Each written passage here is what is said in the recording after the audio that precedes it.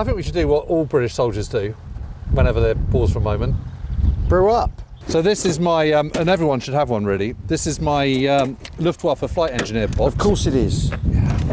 Of course it's a Luftwaffe flight engineer box. I know. It's, Yeah. I'll be with you with a chair in a minute. yeah, you haven't got that quite right. There's a... Oh, this couldn't be any more that's James just Holland. absolutely hopeless. But that goes in there, Yep.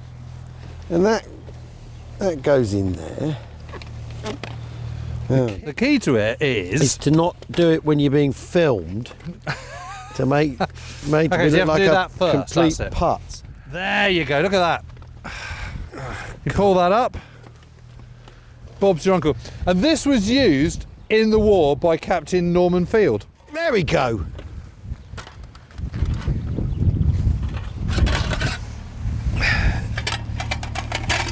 Okay, one hexi burner. I'm insured for everything except sitting on this chair. One tablet. Never felt so comfortable. I got the back wrong. Oh, have you? Yeah. Still Oh no, it not just got- hasn't slotted in. This is going to be... Join us in part 7 for me finally fixing the... There we go. Right. You know what you're doing with that, do you? No. Okay.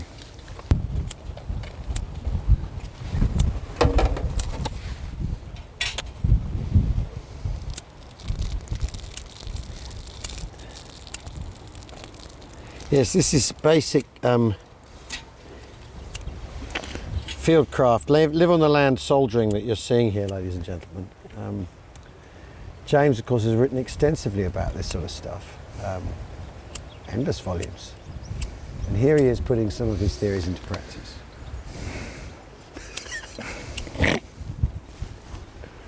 Ooh.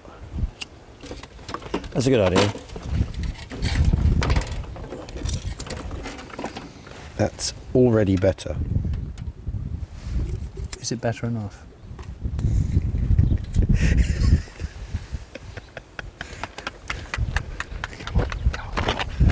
Come on.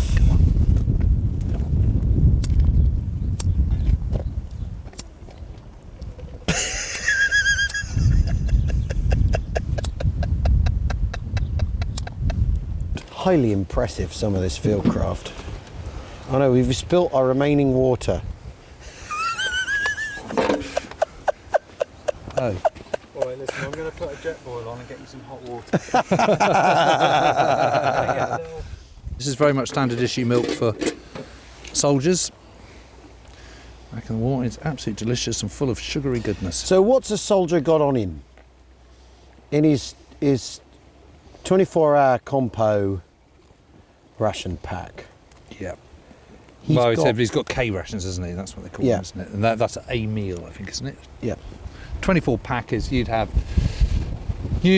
have your couple of, that's where you have McConaughey's, you've got your stew, tin stew, tin fruit, Yeah. some boiled sweets, Boiled sweets. bit of chocolate you'd have, biscuits, hardtack biscuits. Yeah. And people used to, and you'd have corned beef and things, wouldn't you, bully beef? So people used to use them a lot, and you used to grind up smash the biscuits up and bake it into the corned beef. Yeah. And make a sort of hash. Make a hash, exactly that. Yeah.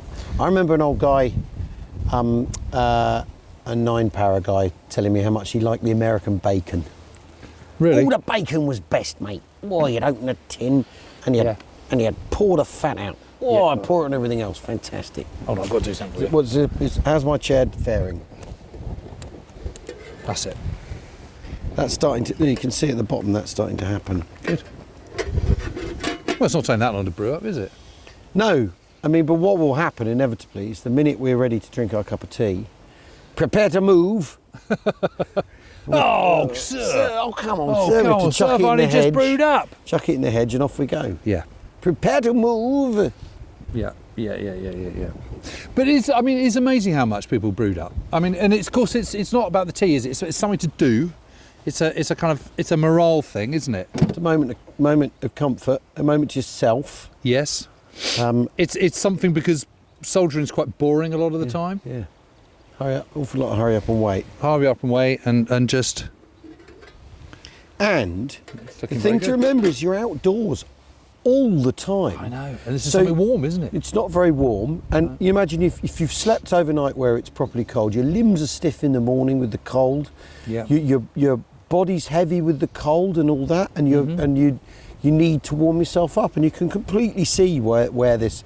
And of course, the Americans are drinking coffee. It's not like they're not doing it, you know.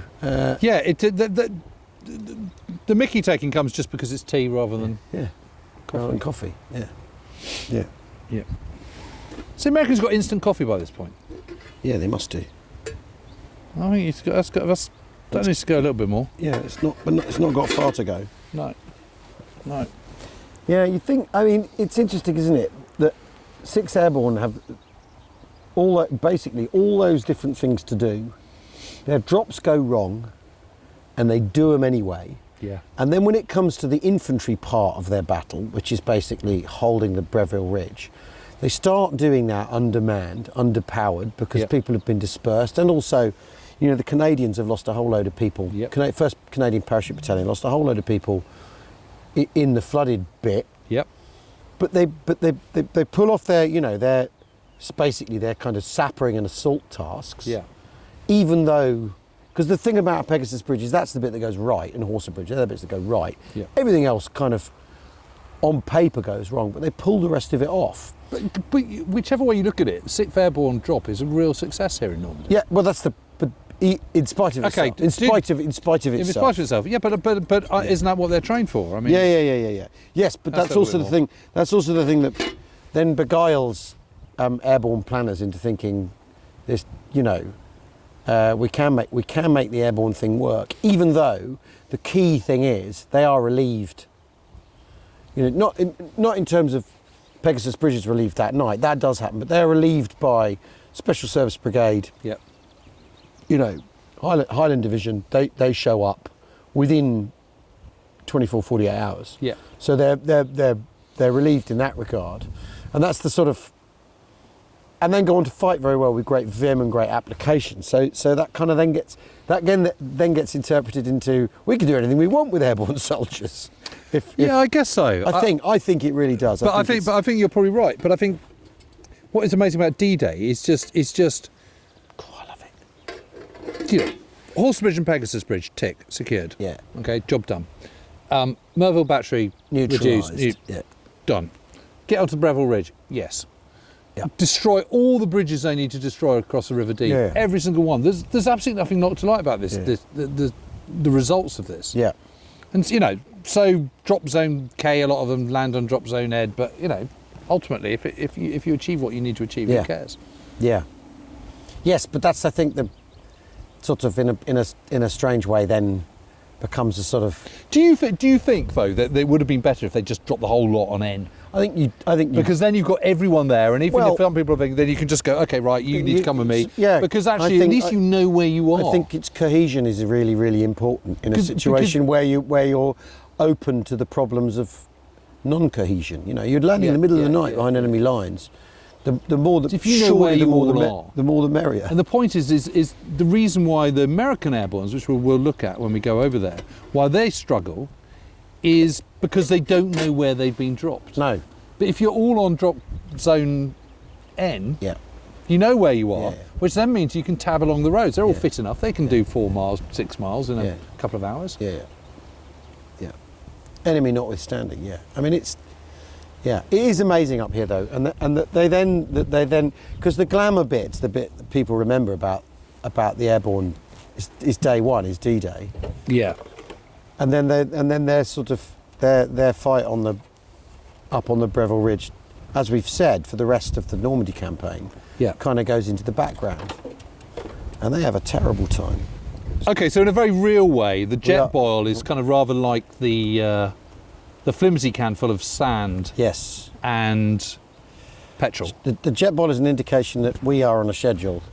We Yeah. aren't waiting for the Germans to counter-attack. We've got other places to be. All right, so do you think that's boiled now? The voices off say yes. Jim, you can't drink it like that. What happened to Al? He died in a gas explosion just outside Tehran. Yeah. But there was a sort of majesty to it. Thanks, Jim. Cheers. V is for victory. T is for victory. I'll tell you what, that is really good. It's not bad. Does anyone else want to brew?